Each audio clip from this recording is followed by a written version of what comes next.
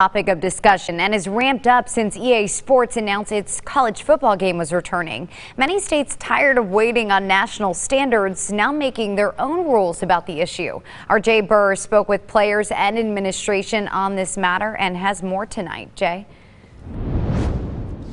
Yeah, Laura, many states have already, or they've been waiting for either the NCAA or for Congress to enact some sort of standardized rules governing player compensation. Well, now many states have basically been tired of waiting around for them to take action. They are doing it on their own, and some of them are rushing to get some sort of law on the books so they don't lose that competitive advantage for their schools. A bill was recently filed to allow for student athletes to be paid for the usage of their likeness and image. Caton Hill is a former Arkansas State football player, and he says this has been a long time coming and players should be allowed to profit as long as it's on the up and up. As long as it's legal within the grounds of the NCAA and it's not, they're not getting money from, boosters and not getting money outside of their scholarship from the school, I feel like they should be able to make money outside. The bill has some exceptions. Players can't endorse alcohol, firearms, or gambling, among other things.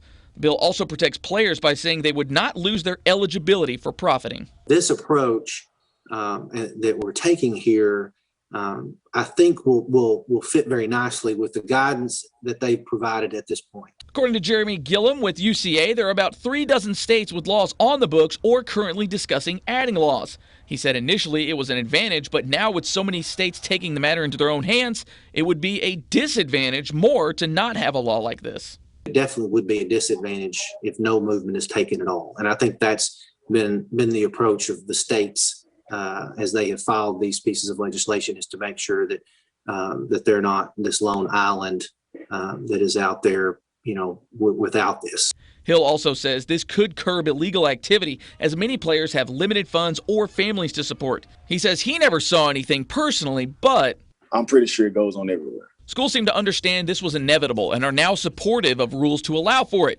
Players saying it is the right thing to do, so far as players are going about it the right way. And there's nothing wrong with making money as long as you make it the right way.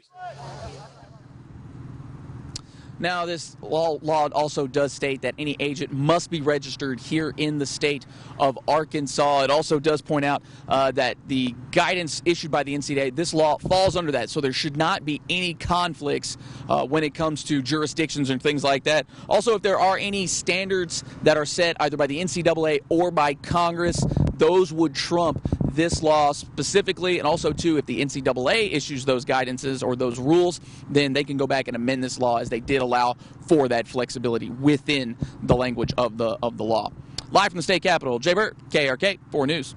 Jay, thank you. Meanwhile, the